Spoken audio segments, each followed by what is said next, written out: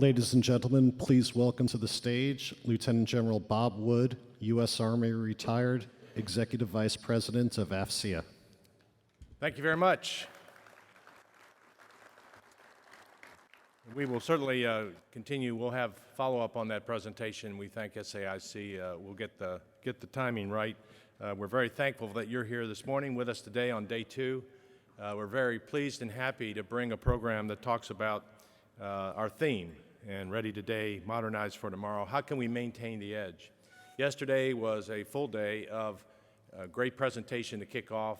Admiral Stavridis, who set the framework, our strategic framework, and asked a number of very pertinent questions. We look forward to seeing him in person tomorrow, in fact. He'll be back, he'll be with us. But we also had the type commanders speak. We had fleet commanders at panel sessions, but we also had a number of technology presentations at the Solution Showcase Theater and a variety of activities that went on in our West Theater. Happy to see our young AFCEANs present a fantastic panel focused on really cyber and cybersecurity as perspectives that were, I think, informative and unique. We're thankful that they joined us for that panel. Once again, we're thankful you're back today, and we hope that you'll find today as interesting, compelling, and thought-provoking as yesterday. A great way to start this morning is with our first keynote speaker. And we have known Admiral Winnefeld for a long time in his service and now post-service in his activities in industry and academia. His last posting started Georgia Tech, a great engineer, a great aviator, naval aviator with command tours. I'll count in a minute, but we really knew him best as his last position, 9th Vice Chairman of the Joint Chiefs of Staff, where he could look across all programs, all requirements, all needs, and with a joint perspective and an understanding as a warfighter, put the priorities in place and allow our systems to work, our procurements to proceed, and our mission to be continued. His commands did involve a number of at-sea commands. He was with the Enterprise when 9/11 occurred, commanding the Enterprise in the Persian Gulf, frankly, heading out of the Gulf, about ready to make their way home when 9/11 occurred.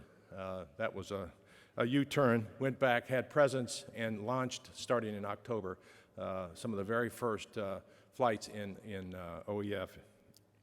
As a commander of the Carrier Strike Group 2, Theodore Roosevelt Carrier Strike Group, in fact, he was involved in OIF, and he was a commander of 6th Fleet, a variety of commands at sea, and at shore, equally interesting work, where he worked in a number of joint billets on the joint staff.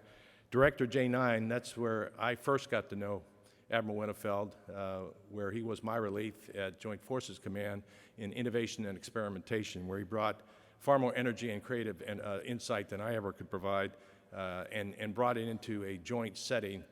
From that, he went on to jobs. At that case, he was off to 6th Fleet, but he also returned to the building, Director J5, Commander finally in NORTHCOM and NORAD, and as I mentioned, final position in the joint world. Last 10 years really working in the joint world as Vice Chairman of Joint Chiefs of Staff. Living now in McLean. We're glad his wife Mary is with us today. Now there's some serious critique going on there. We understand that, but we're very glad you're with us. Mary's involved with veteran causes and veteran needs. Very happy for this couple to be with us today. Right now, Sandy's working in a variety of boards and advisory and board positions, but also a key contributor in academia, where he's involved in Georgia Tech and Harvard and other areas, where he's helping to shape the arguments, really helping shape the generation that's thinking about our security issues. We're very pleased and happy to have this naval leader with deep joint perspectives, international and alliance insights. With the work ahead of us, it's important to have his expertise and insight. Please help me welcome Admiral Winnefeld to our stage.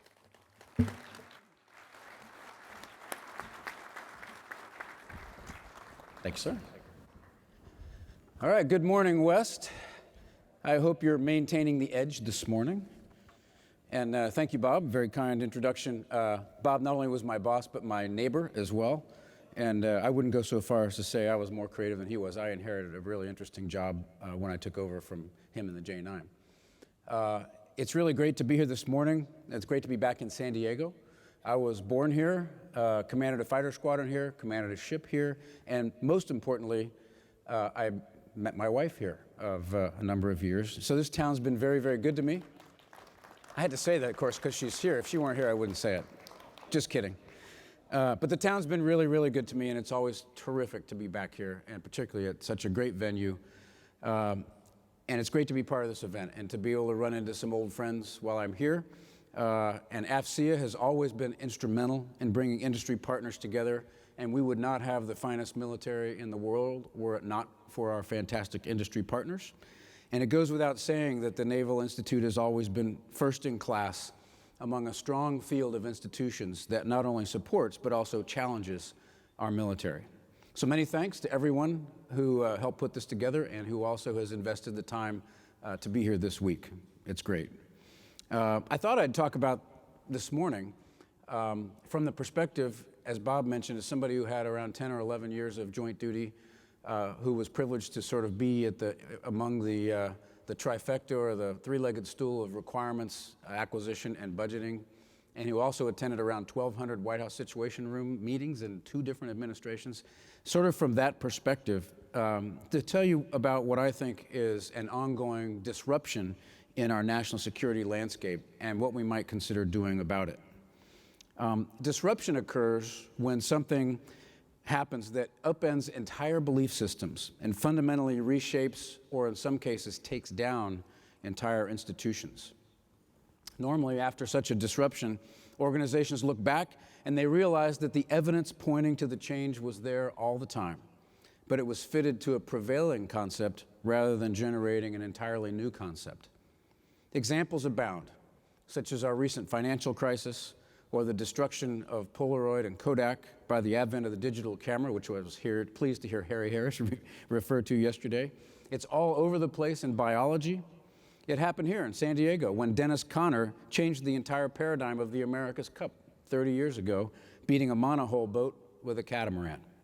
And it happened at Pearl Harbor 75 years ago. Historical change can be difficult to see when you're actually living through it, but that kind of disruption may be exactly what's happening to us today.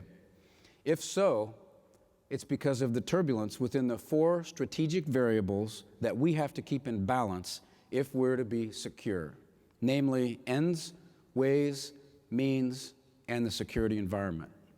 And whenever one of those variables falls out of whack, one or more of the other variables has to be adjusted in order to maintain the equilibrium.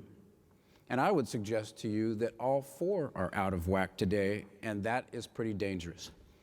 I'd also suggest that our military only really directly affects one of those variables, namely our ways, which is what we do with the means that we're provided by the people of this country. If we're to do our part, and by we I mean those of us in industry, retired, active duty, you name it, if we are going to restore the strategic balance to maintain the edge, we have to work much harder than we are at what some would call the third horizon of innovation. It's what Harry Harris yesterday called exponential thinking. This, in turn, is going to demand fresh intellectual energy from our people, both in the military and industry, to face some hard realities, to merge completely new concepts with new technologies, and then forcefully put the resulting solutions into place. That's what I believe, and it's what I want to tell you about today. So fasten your seatbelts, and let's start with the first variable I mentioned, the security environment. Now, this sophisticated audience understands that while our nation has faced far more dangerous times, we've rarely, if ever, seen an environment that is this complex and dynamic. Jim Stavridis took us on a great tour to Horizon yesterday of the many threats that we face: Russia, China, Iran, North Korea, violent extremism, all of them lurking on a choppy sea of globalism and population growth and climate change and the information revolution. There are at least 2 factors in this environment that I pay very close attention to. The first is what our competitors are really trying to do to us strategically. None of these threat actors have both the capability and the intent to directly challenge the United States kinetically on a large scale. Some have the capability, some of them have the intent, but none have both, at least for the moment. Rather, they're going after what this baby boomer calls, in a nod to the millennial generation, the global operating system, the system of alliances and rules, laws, norms, standards, values, democratic principles, agreements, and organizations that our opponents dislike so much. This system is in place, by the way, because our other generation, the greatest generation, experienced, as Jim Stavridis again said yesterday, 2 terrible wars and a Great Depression in the first half of the last century, and they were determined to never let that happen again. So it convinced them to establish a system like that in order to prevent those things from happening. And they did a pretty good job. Candidly, it's something that most Americans either don't understand or they just take for granted. But it's kept us out of open, hot, major power conflict and led to unprecedented prosperity for this nation and our partners for over 70 years. This system is under attack, and it'll only last as long as we are willing to hold it together, which we do through 5 catalysts: credible diplomacy, security guarantees, free trade, rule of law, and our values. If these are allowed to atrophy or fail, either through ignorance or through intent, the system's glue starts to dissolve.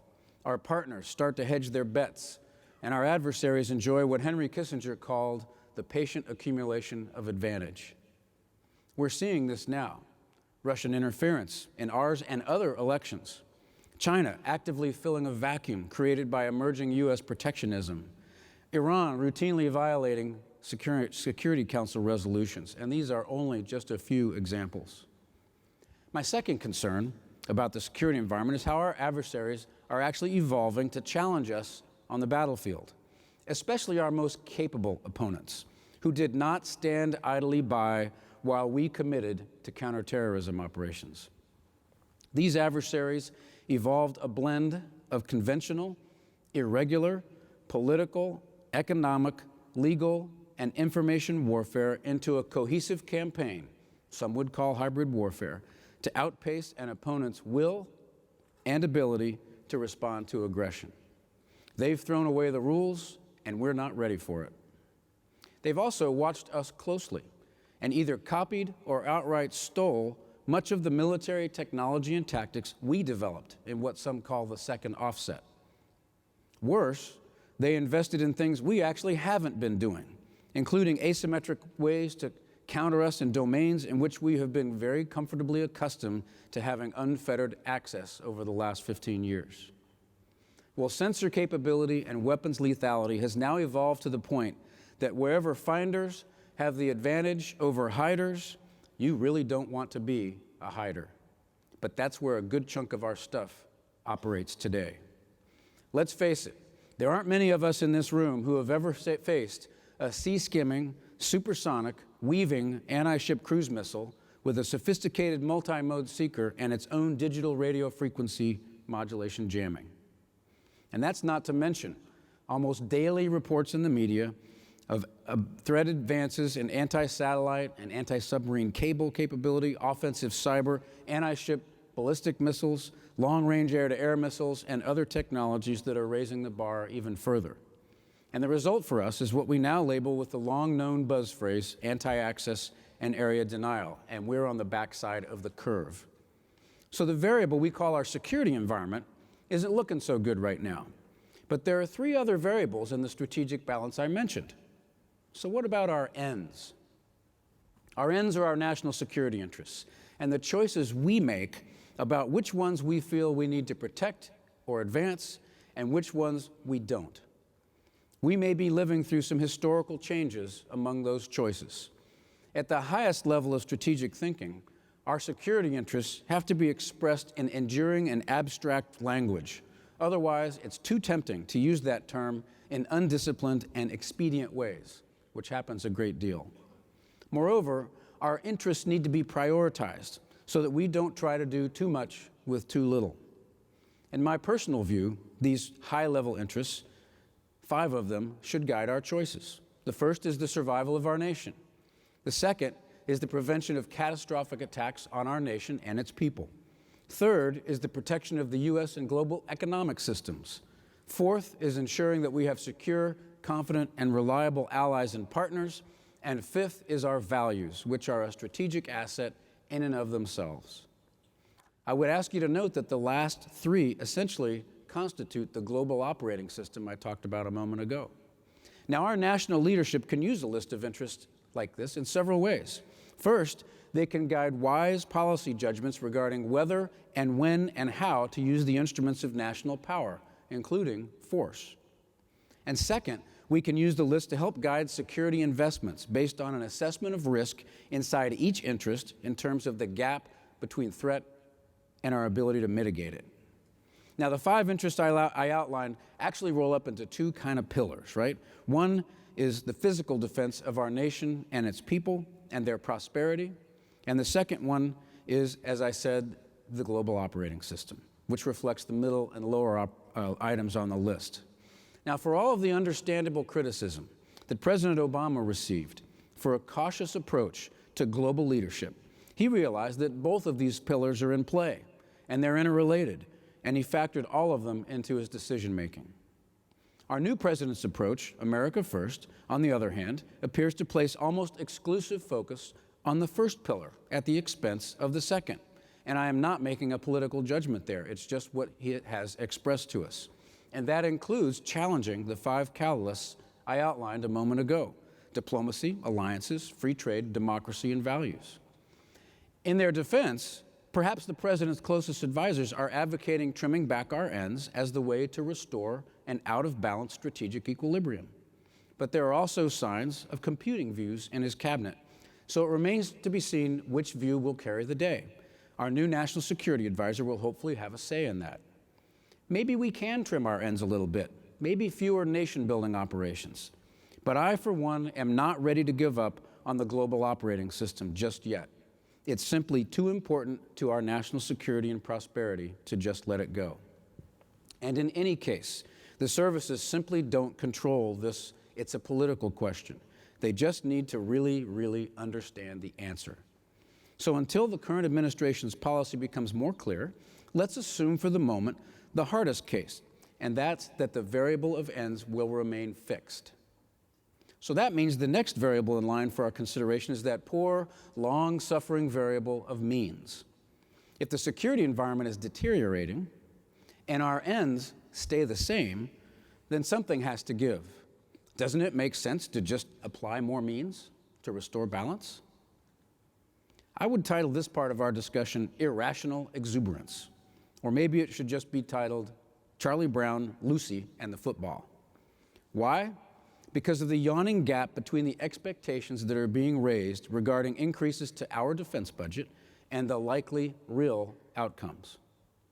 Now, I was confirmed for my last job in the military as vice chairman 5.5 years ago on the exact same day the Budget Control Act was enacted, so I know something about this. All the talk about a major plus-up has gotten a lot of people in the services and in industry pretty excited about what we might do with all of this manna from heaven. There are two problems with this. First, does anybody here really believe that our Congress will deliver on this? We're talking about a major DoD plus-up, a huge infrastructure project, a wall, no changes to Social Security or other entitlements, and a very contentious tax reform package. That sounds like a real deficit buster for a nation whose deficit is already 104% of its GDP. By the way, if you're interested, China's debt is only 44% of its GDP, and Russia's is only 18% of its GDP. Of course, we're hearing the normal bromides that we'll just become more efficient, and the economy will be stimulated, which will pay for everything. Maybe so, but a plus-up will need 60 votes in the Senate, which means 8 Democrats will need to get some domestic spending love. And that doesn't even mention the angst that it's going to appear from the budget hawks. And don't forget that we're also entering the longest time that our nation has ever gone without a budget. If these people can't get their act together, and their track record is not very good, we may even see a year-long continuing resolution. That would be a disgrace. Any company's board would fire its CEO and CFO if this were happening to them. Serious strategists know, as Bernard Brodie once said, that strategy comes with a $sign. I don't see this ending on a happy note, and in times of great budget turbulence, it's not wise to bet on a large increase. The second problem, if a plus-up does happen, will be the overwhelming temptation to grow force structure first. This reflects what I would call each service's favorite identity metric. In the Army's case, it's numbers of soldiers. In the Navy's case, it's ship numbers. Now, we know from our experience in many disciplines that measuring and then managing to the wrong metric can cause really bad behaviors. And service identity metrics are real doozies. One think tank recently came out with a suggestion for a 414-ship fleet, though they readily admitted it isn't possible even with a large plus-up. But that is the offspring of a mindset. The Navy's latest force structure assessment recommends 355 ships as the minimum force structure required to comply with the strategic guidance, suggesting that we would pursue even more ships if resources were not a constraint. But resources are a constraint. Just a week or so ago, our leadership was testifying that we're flat out of resources for readiness. The media is reporting that over half of our Hornets are not even able to fly, and that ship maintenance money is in the tank. And readiness is a major topic of this very event. The warning lights are flashing red here.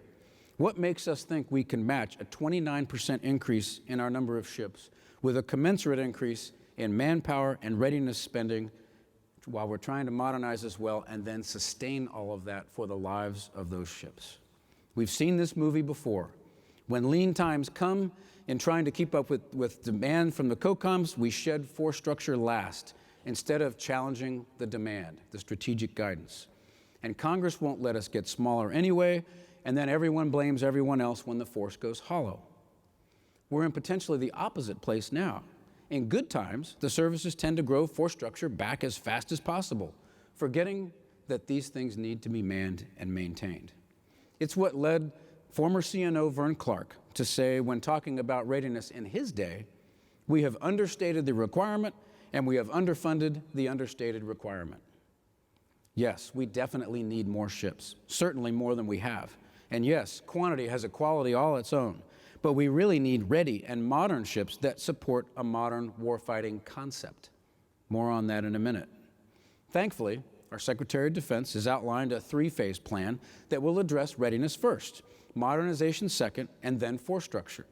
And fortunately, our Navy leadership has echoed this, with force structure increases waiting for the third phase. Caveat emptor, friends, on that third phase. It's going to be very hard to hold the ponies back in Congress and the media and the think tanks. So if the security environment is deteriorating, and we're rightfully hesitant to overly trim our ends, and our means are a chocolate mess, then what about the only remaining variable, ways? I would title this part of my remarks, The Next Failure of Imagination. That's where the leverage is for us, ways. But I worry that we're just a little bit too stagnant in our ways, but I have to tell you that I was really heartened by what Admiral Harris had to say yesterday in talking about his version of ways. Ways live in three horizons of innovation, and I don't claim to have invented that term, by the way. The first horizon is where we make incremental technical improvements to our current concept. The second horizon is where we make out-of-the-box technical improvements, but still only to the current concept. The third horizon is where we rethink the entire concept. Recall that our 355 ship number is based on conforming to the strategic guidance, which means our ability to fulfill demand signals for both presence and warfighting. But this tends to lead to a self-reinforcing cycle. A combatant commander's concept for the fight is largely based on the capabilities and capacities that the services provide. And the capabilities and capacities that the services provide are largely based on the combatant commander's current concept and are also profoundly steered by warfare community DNA and ingrained beliefs. The result is that our approach to the A2AD I mentioned earlier tends to preserve the way we really want to fight by directly countering our potential opponent's efforts to deny those methods. This results in ships that are loaded with defensive systems. It results in conceptual equilibrium, remember that word, which in turn leads to demands for more forces and to technical incrementalism, where we work mostly inside the comfort zone of our first two horizons. Our nation's remarkable defense industry is actually really good at this. They do what we ask them to do and are fielding superb systems, many of which are represented right out there on the floor. Candidly, there's even more we could do inside those first two horizons. Like, I'd love for Harry Harris to have one of those supersonic, sea-skimming, weaving, anti-ship missiles with a dual-mode seeker and its own DERFM capability. And I'd love to see a VLS capability on a future LCS. But that would have made each ship cost more, which would have meant buying fewer of them, which would have threatened our ship number identity metric. But at some point, the world evolves to where the current concept, supported by incremental modernization, just doesn't work anymore. And we are at real risk of failure because the enemy has a vote. The question now is whether or not we can use our imagination to break out of that cycle before it really arrives on our doorstep. In his book, Surfing the Edge of Chaos, Richard Pascal asserts that in biology and in business, equilibrium is the precursor to death. When a living system is in a state of equilibrium, it's less responsive to the changes occurring around it, which places it at great risk. In biology, this is called genetic drift, in which a species naturally tends to refine its winning formula until an external upheaval occurs for which it is completely misconfigured and it fails. In human affairs, it's extremely difficult to buck this same trend. The rare people and organizations who do so often succeed wildly. Think of Michael Lewis's books, Moneyball and The Big Short. And for those who don't, catastrophic failure can occur. Just ask IBM, which nearly perished in the 1980s by favoring mainframes over the rise of the personal computer, even though they saw it coming. As former IBM CEO Sam Palmisano said when talking about crisis and a shortage of money, you spend more time arguing amongst yourselves over a shrinking pie than looking to the future, so you miss the big turn. As good as we are we beginning to miss the big turn? Are we now investing just to survive in an environment in which our adversaries are rapidly approaching the capability and capacity advantages that we've always counted on to overcome their advantages in distance and initiative, just so we can continue to chase our current concept? If this is us, then we need to get some people reaching for the third horizon of innovation ASAP. Pascal also tells us that the living things most likely to survive when threatened are those who move towards the edge of chaos, where experimentation and mutation are allowed to flourish and who are able to find fresh solutions. And that the survival of such a system depends on its ability to cultivate, not just tolerate, variety in order to shake itself out of its equilibrium. I suggest that we need to allow a little more chaos into our thinking. And from what I heard from Harry Harris yesterday, I think he would agree, which is really important for a combatant commander to say. Innovation happens, as Chris Darby, the head of In-Q-Tel, has said, at the intersection of courage and creativity. When we're courageous enough to challenge all the assumptions behind our current operational concepts, and when we're creative enough to draw new capabilities from the synergies among disparate technologies, both existing and new. And when we light off a virtuous cycle between the new concepts and the new technologies, the new capabilities. And when we're savvy enough to overcome the inevitable obstacles thrown up by our own system with all its many tentacles. And when we're bold enough to transition these things beyond the dreaming stage. And when that happens, if it happens, we have a chance to maintain our edge, to forge new dilemmas for our potential adversaries, allowing us to service anew the twin deterrent mechanisms of denying an opponent's objectives and imposing costs. And that going full cycle in our discussion will enable us to better serve both pillars of the ends I referred to earlier.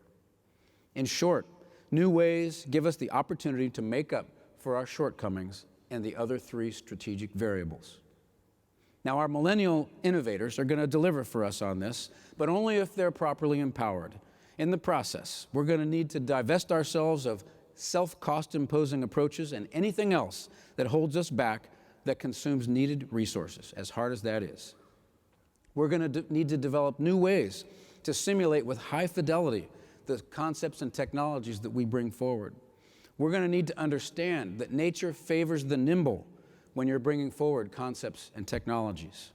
And we're going to have to leverage the great platforms we're already building and start focusing more on really innovative payloads. Let me give you an example of some asymmetric, low-hanging fruit. If you ask any naval officer what is meant by mine warfare, you'll probably get an answer along the lines of counter-mine warfare. I actually tried this the other day, and exactly that happened. But what about offensive mine warfare? You would be stunned if you took a look at our current capabilities. They're not very good. But imagine what could be done with the state-of-the-art of the technology we have today. Systems that are weapons attached to sensors rather than sensors attached to weapons. Systems with which we have two-way communications when we need it, and that can even communicate with each other. That are able to understand the entire water column and have a state-of-the-art acoustic discrimination capability. That are really smart with sophisticated software that can accept library updates and instructions for tailored sensor reporting and selective engagement. That use modern battery and power generation technology to remain operational for a long time. That have a weapon that extends their range beyond shallow water and directly overhead, and that are really hard to find. It seems to me that such a capability, coupled to a diabolical concept for employing it, would create a real dilemma for any competitor. But we're not doing this. Why? It's probably a combination of factors. There really is no sponsor who believes in it and will take money from something else to put into that. Maybe it seems like something that only a small, weak Navy would do, rather than the most powerful Navy in the world. And some might wonder whether we would ever even be allowed to use it. But it would worry the hell out of me if I knew my adversary had it right off the coast of San Diego. That's just one example. There are others, but I won't touch on any for fear of treading on somebody's classified program. And if you think I'm being hard on the finest Navy in the world, you ought to hear my critique of the finest Army in the world. I'm an equal opportunity iconoclast here, and we need to do the work that I just talked about relative to all of our potential adversaries that Jim Stavridis told us about yesterday. And it's not easy work. As Liddell Hart said, the only thing harder than getting a new idea into the military mind is getting an old idea out. Getting to the third horizon will only happen with large minds in small groups rather than the reverse. It will only get done in an environment where people feel comfortable thinking not only out of the box, but all the way out of the convention center. It needs to happen everywhere, at the institutional, operational, tactical, academic, and industrial levels. And our most senior leaders, the ones we have today, are the right people for this job. They need to know that we have their backs on this, that we're supportive of it, us old graybeards, and energized by and impatient about their need to rethink the entire problem, and that we're not overly beholden to our community prerogatives and the ways we've always done things, and that we won't complain if they take a little risk. That's why, again, it was so refreshing to hear Harry's talk yesterday. We need people like you in this audience to read and think about this, and to take the personal risk associated with speaking and writing about what you discover. Send your ideas to Fred Rainbow, and he'll publish them. Now, as I've said in the past, if the Sea Services were a stock, I'd be buying it.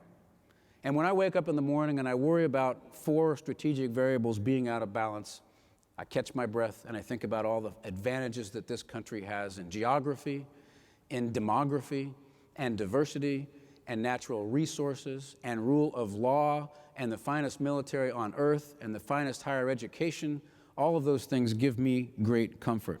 But if we're not careful, we will soon lose our edge. We will not be able to maintain it. So let's break out of our equilibrium and shake things up a bit and get out to that third horizon of innovation in our ways as fast as we can. Steve Jobs once said, "The people who think they're crazy enough to change the world are the ones who do." We have the smartest people in this business across the board, and they can do this. Let's empower them to do it. And that's what I have for you today. I thank you for your attention this morning. And now I do look forward to answering a few questions, or far more interesting to me, hearing a few of your responses and ideas. Thank you very much.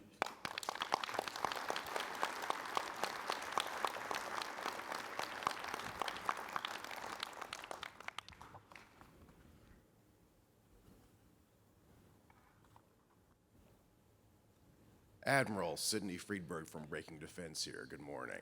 Good morning. Let me pull on the thread here. You talked very powerfully in general terms about the need for new ideas. You've given us one very interesting new idea about offensive mine warfare. I'm wondering if you could give us a few other examples of powerful new concepts that are out there, maybe or may not involve new technology, for other domains, other services, and both give those specifics and then try to sort of come up overarchingly what is the overall new American way of war that this serves beyond our current second offset, as it were, that's being copied. Okay, good question. Again, I don't want to get into anything that I would risk getting into a classified area because I've been away from it for a year and a half. But you asked about other domains, other services. If you look at the recent RAND unclassified study on conflict in Europe, it doesn't take long to realize that the adversary there is battle-hardened from Georgia, Ukraine, and even Syria, that they have singularity of command, one man at the top. They have internal lines of communication. They have state-of-the-art air defenses. They have state-of-the-art electronic warfare. They have the initiative. They are not bounded by the truth. And they have refined what we would call, little green men. And they even have the potential to do something fairly disruptive off the east coast of the United States with conventional weapons. I would suggest that buying a lot more troops to handle that are garrisoned in United States congressional districts is not the answer, okay? Even at 2% GDP, NATO is not going to come up with what is required to defend itself. And again, part of the global operating system that has kept us safe and prosperous for 70 years is our support for the NATO alliance, which is terribly, terribly important. So I would tell you that, yes, quantity has a quality all its own, but not if it's in the wrong place, not if it's not ready, not if it's not modern. I would say we need an army that is fast and is heavy and is modern and is ready. Now, I'm not an Army expert, but I did spend a little time in Europe, and I have spent a lot of time in the joint world. And the only way that I can think of to do that is to pre-position a whole bunch of their stuff near the battle, keep it very, very ready, keep it safe, keep a robust lift capability to keep a very well-trained force able to fall in on that equipment on very short notice. And that is going to require a smaller army because we got to pay for it. I wouldn't take a dime away from the Army right now, but I would change their operational concept for winning in Europe. But that would be anathema to a service identity metric. I think it's going to take a lot of courageous leaders in that service to rethink that problem. I think Kurt Scaparrotti is a wonderful example of that. He's rethinking that problem now, I think, as I speak. But that's one example of where we've got to get way out of the box conceptually and break out of our current paradigm. There are others. The ways that we think about ballistic missile defense against North Korea and the like. Many, many technical and conceptual opportunities out there that we can leverage.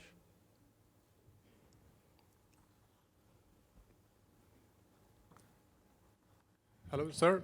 My name is Harry Larsson. I'm from Sweden. I've been working 24 years in Swedish Armed Forces, but now work for an IT company. Okay. I really appreciate your speech and all the other speeches I've seen this week so far. But I have some reflections.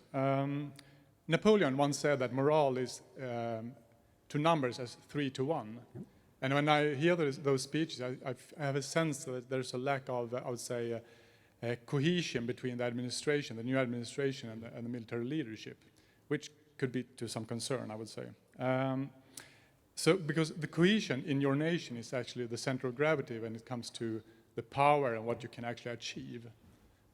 So, if that's correct, so what's your opinion? How do you think? What actions do you need to take in order to actually fix that, so that you can have this cohesion in your nation that actually gives you the power to actually do something?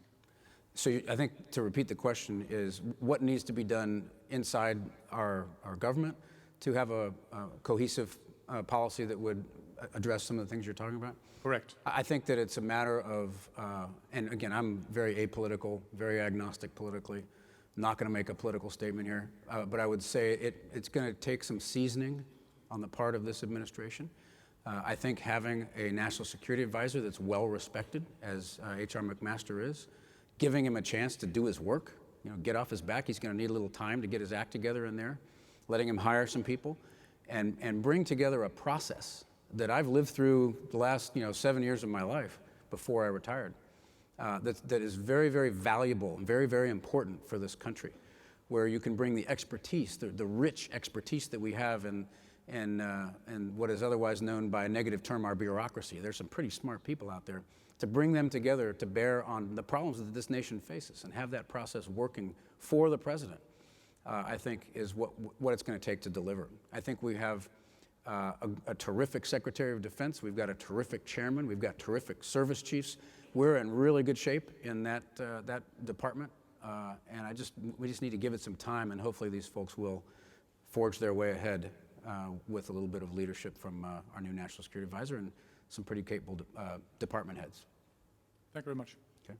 And by the way, welcome to NATO if you ever decide to join up. Sweden would be a great partner. Admiral, first I want to begin by complimenting you on the talk about offensive mine warfare, because that is definitely when we look at, say, the East Asian scenario, that's definitely what we need. However, I would say that most people kind of think that in terms of new capabilities, which they would put under the category of force structure rather than maintenance or readiness or maintenance. So that's a tough part. I can give you a lot of feedback, a ton of feedback, but what I would ask for this audience is, we all know that DoD defaults to lowest bidder.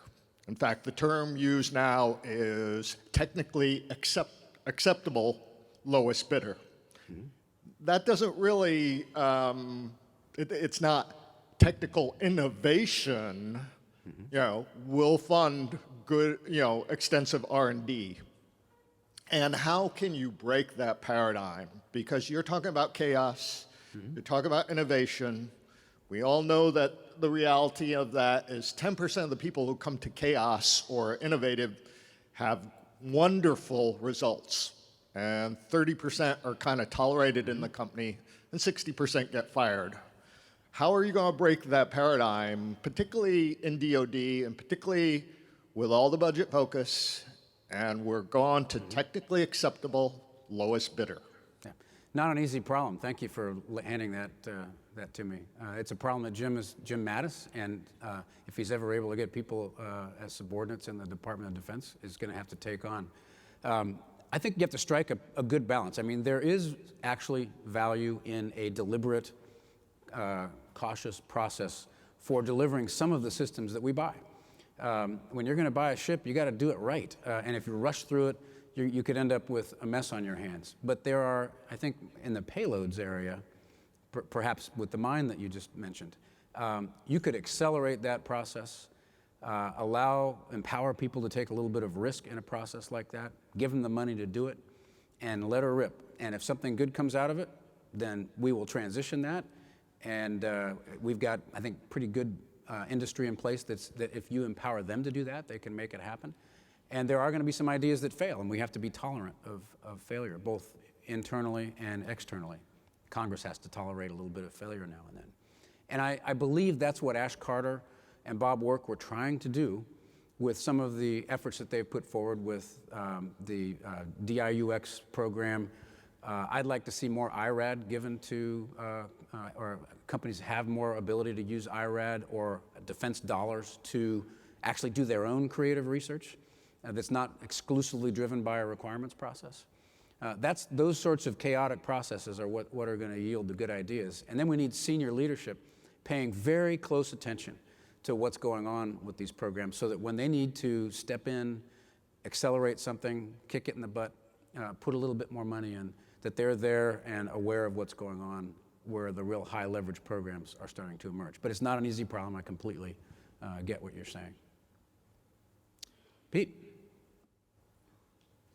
Admiral, good morning. I'd be interested to hear your perspective on the joint requirements process in the context of your remarks. What needs to change there? You know, you've done a good job of saying the services have this self-view of themselves. And my observation personally, when I was close to that process as a one-star, was that the service vice chiefs would often play not to lose in that forum, but maybe not necessarily play to win together. I'd like to hear what your view is, having been so close to that as the vice chairman. Yeah, it's a good, really good question. Every vice chairman comes in and says, you know, I'm going to make this thing, you know, great, and it's not an easy thing to make great. My personal take on it was I made it a lot smaller. Instead of having 150 people in the room, we had 10. We took some requirements documents that were at 300 pages and took them down to 20. Although people tried to put annexes on to make them back up to 300 pages, but we said, no, you can't do that. We tried to accelerate the process. We tried to do JUONs and GEONs a little bit more aggressively. So we did our best there. But I would zoom out of that and say the joint requirements process is not what is going to be the thing that transforms the military conceptually and technically. Really, what I felt that we were at the end of the day when I left the job was more of a gatekeeper to make sure that the programs that services wanted to bring forward actually were joint, and that we at least gave some scrutiny to the possibility that a service that was developing one program and another service that was developing a similar program, maybe we could take 10% risk in each of those programs and bring them together to save a whole heck of a lot of money in fielding the system. And we didn't usually do that because the services argued very hard that, no, I got to have that last 10%. But at least we tried. So I really do think that it's sort of a disruption in this business. Really new concepts and capabilities are going to have to emerge from the smart minds that we have out there in uniform and in industry and in academia. I don't think the joint requirements process, I think, will continue to be sort of a gatekeeper. But we got to make it fast. And the thing that I absolutely told my J folks that I did not want to be was the friction in the machinery, the sand in the machinery. You know, speed. Let's get these things done quickly so the services can move out on them. That was really important. Sir. Sir, Bob Shea with FCA. If you were king for a day, what would you do about the interagency process, the total interagency process, to play into those 5 key areas that you talked about before? Because it goes beyond defense, it goes beyond the national security measure. Your predecessors, I know, and the chairman previous have been very frustrated with that process. So I'd like to hear what your perspective on that is. You know, I think that interagency process is actually, and this is going to shock you, a pretty good process. It is really how it is operated that's in the hands of the people who are in charge of that process. And it works really well in some cases, and it's a little slow and cumbersome in other cases. For instance, you can have endless meetings on a particular topic if the answer is not coming out of that meeting that somebody wants to hear. Okay, fine, we'll bring you another rock. Other times, it works very fast. And for example, I know there was some criticism out there of the process for approving special operations. We worked very hard on that process. You usually get the brief on a Friday night saying we got to execute this, and now you've got interagency, people scattered all over D.C. If you've been fortunate in having a glimpse of that operation a few days before, you can pre-grease it. But there are some pretty important things that need to be covered at the strategic level before you can approve one of those things. And we got them down to a pretty quick process. But that takes hard work, and it takes acceptance of risk and a comfort level from senior civilians who really don't understand that process until you teach it to them. So it really is in the hands, but the point is you have to have a process. I'm not sure that we've got one currently running right now, but I think that HR will get in there and kick that thing into gear very quickly. I really believe in the guy. I think he's going to do well for us. But it's really in the hands of the operators of the process. It's not the process itself that's broken. Admiral, great to see you again. Cameron Ingham, 30-year SWO, and now a chance to serve with Lockheed Martin. And thank you for those innovative remarks, great remarks. So my question is bounded by two things. You commanded a battle group aboard of what is ostensibly the oldest carrier in service, okay, but you still did a magnificent job at the start of that particular war.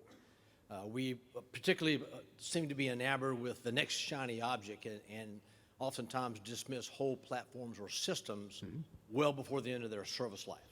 So where would you foresee the knee in the curve in being able to hold on to systems and modernize them? Aegis Weapon System is but one of those great examples that we see doing things that was never originally envisioned for it to do. Where's that knee in the curve, if there is a knee in the curve, and when do you cut your losses and move on to that new item? It just seems like we could do more to modernize existing ships, today's platforms, and move on before we just dart off to that next shiny object. Thank you. Sure. Good to see you again. I think there's a reasoned business case that has to be made to answer the question that you're talking about. And it goes along the lines of, to what degree is this platform upgradable with payloads that make a big difference on the battlefield? Can it be upgraded? And how expensive is it for me to maintain this platform in lieu of buying a platform to take its place? And what is the capacity requirement, the real capacity requirement under a really valid warfighting concept, where do I need to hang on to this thing even if it is, if you can upgrade it with good payloads and it's really expensive to maintain, but I gotta have the numbers, then I think there's a combinatorial set of variables in there that would answer that question for you. And I think we're pretty good at that. The challenge is getting at the new concept that I think is what I was speaking about earlier, and is rather than just refining what we're doing over and over, we're going to make this current concept work, by golly, and we may have to hang on to a platform a little longer because we got to make this concept work. Do that while you have to. Definitely do stuff in that first and second horizon of innovation, but somebody's got to be out there where Harry was yesterday. What are we really thinking? The exponential thinking piece. How do I get to that new concept where I may not need that platform at all? A new platform will do the trick. And the platforms we're building today are great. They're just really good platforms. They're too expensive, but it's also, we take a lot of the industry takes a lot of criticism for the fact that things are expensive, but a lot of people who don't really understand that this is the most advanced technology in the world. And it's not quick to build it. There are mistakes along the way, and it's not cheap to build it. But I often refer to things like the LCS or the F-35 or whatever as going through their V-22 moment. Remember back when the V-22 was a piece of garbage and it was a death trap and it was a terrible airplane, it was too expensive, and now we can't buy enough of them. Our special operations forces love them. Our Marines love them. We're going to use it for a carry-on board delivery, and I'm not trying to sell V-22s. I don't think I work for that company, but it's just an example of, hey, this is tough work, and we've got to get through it. All right. Ladies and gentlemen, that was our final question for Admiral Winnefeld. Please welcome Lieutenant General Bob Wood back to the stage. Great.